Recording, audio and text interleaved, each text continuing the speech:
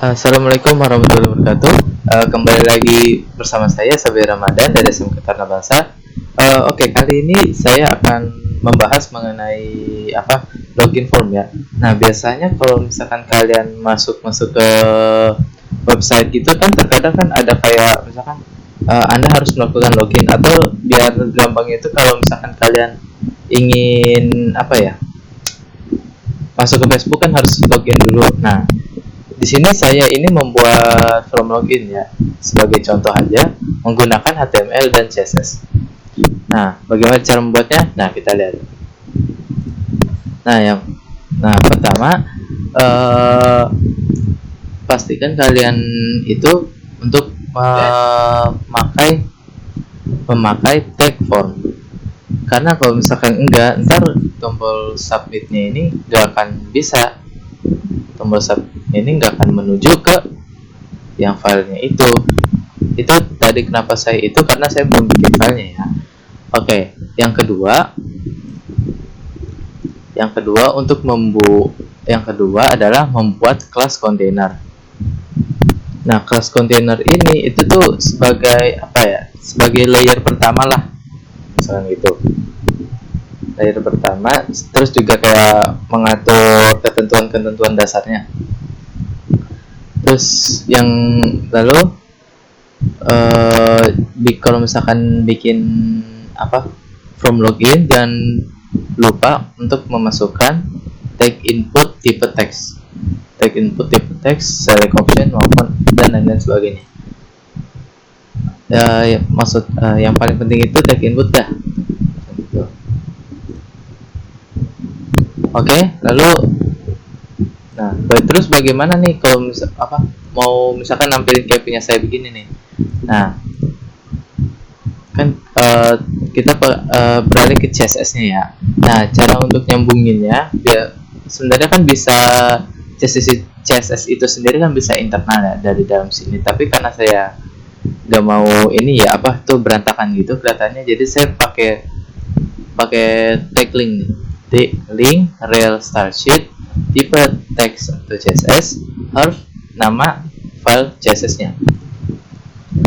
Nah, terus untuk pertama dari background hitam, pengaturannya ada di body-nya agar seluruh layar nih, seluruh itunya, tampilannya itu berubah menjadi hitam dasarnya, warna dasarnya, background color. Lalu untuk fontnya saya atur secara default menggunakan Times New Roman. Nah, lalu kontainernya, kontainer margin left sama right itu auto. Jadi nanti itu dia itu bakalan ini ya, membawa si yang ini tuh bakalan ke tengah,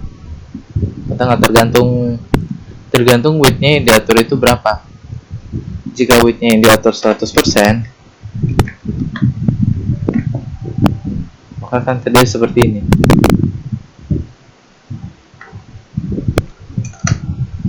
Jika diatur 80%,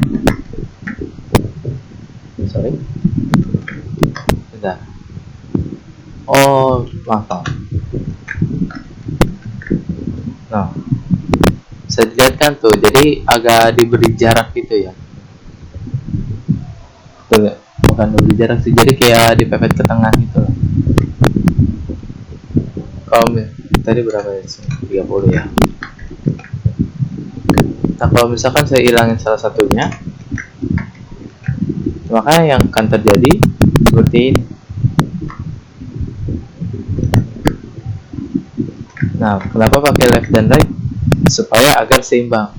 Nah, terus saya juga memakai margin top. Kenapa? Karena kalau misalkan nggak pakai margin top ya, maka dia itu akan berada di atas sebelah sini nih.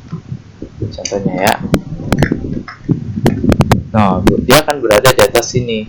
Nah, biar sebenarnya sih boleh-boleh aja, tapi karena biar tampilannya lebih bagus, jadi dibawa ke tengah lah dengan cara memakai margin top. Nah, lalu membuat kotak ini sih gampang sih. Jadi pakai dikelompokin, mana aja yang mau ada di dalam kotak itu, lalu dipakein kelas.